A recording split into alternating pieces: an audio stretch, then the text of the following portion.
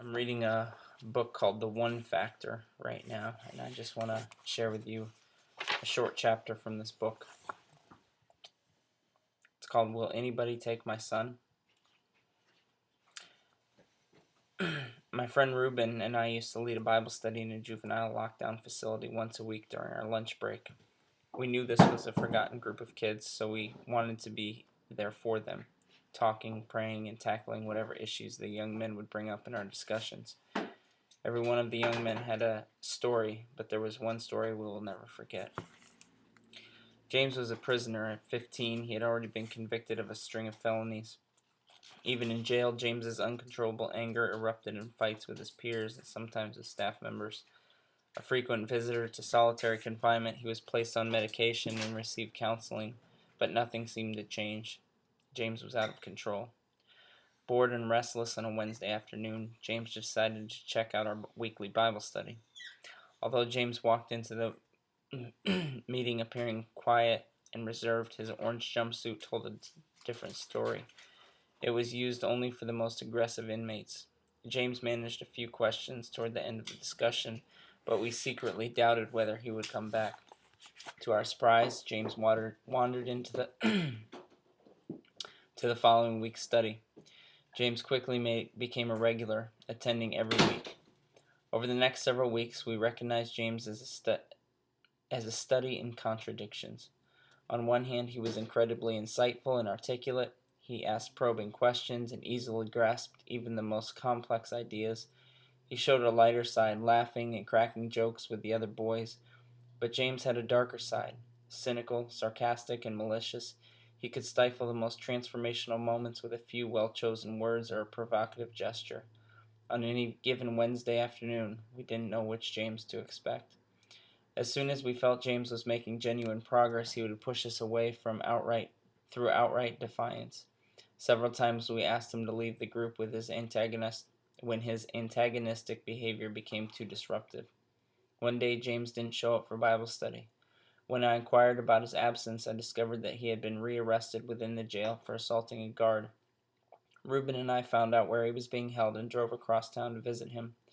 We met with James in a plexiglass holding cell. His mood was somber. After some small talk, James dropped his defenses and gave us a glimpse into his heart and mind. I have no idea why James chose to share with us that day. Maybe it was our persistence to pursue him. Maybe he was just tired of holding it all in.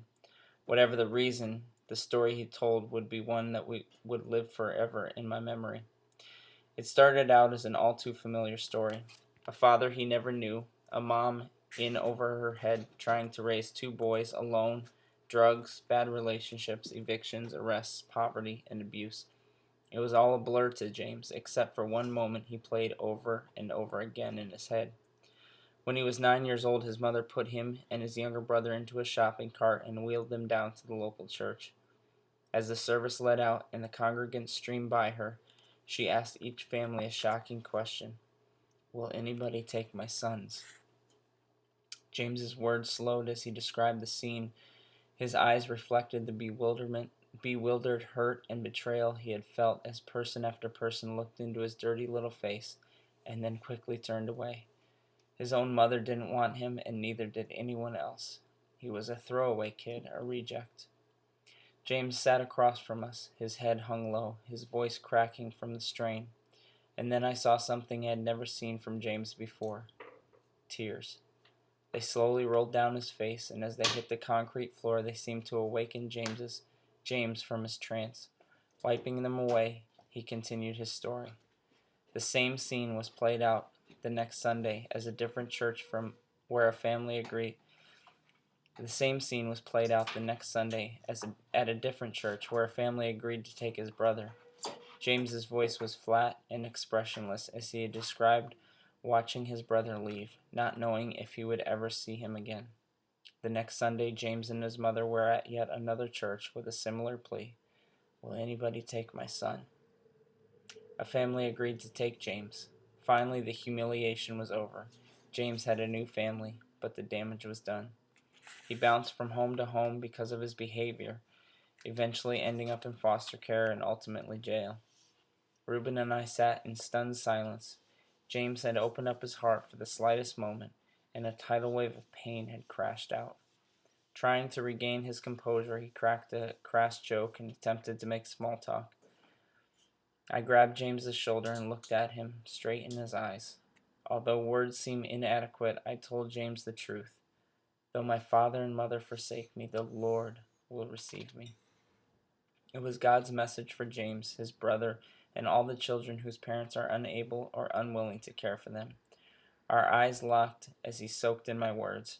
Reuben and I prayed for him, and then we parted ways. We walked out of the jail and silently drove back to work. How could this happen to a child? The words we offered seemed so puny and inadequate in the face of such a primal grief. Now it made sense why James was so angry and why he refused to be loved. His story had provided us the key to his paradoxical behavior. Who could question why he was so anxious to sabotage any conversation or relationship that threatened to penetrate his carefully constructed defenses? James was in jail because he knew that if he were released, he had no place to go. No family, no friends, nobody. He was 15 and totally alone in the world, a lost boy. For James, life outside the detention center was scarier than life inside. Bars or no bars, his pain and fear kept him in prison. We never saw James again. The next week, when we went to visit, he was gone. He had assaulted another guard and was transferred to a facility out of the area. As I write this, questions still race through my mind. Are there lost causes? Are there ones who are too far over the edge to be pulled back to safety? I can't always answer these questions, but I find great hope in the words I spoke to James that day. As incomprehensible as it may seem, God knew that some parents would abandon their own children. But God is not shocked by our depravity. He makes provision for it. I find comfort in the fact that although I couldn't solve James's problems or take away the pain, I could offer him a brief glimpse into the unconditional love of God. And I know that sometimes a simple truth in the right moment can make all the difference in the world.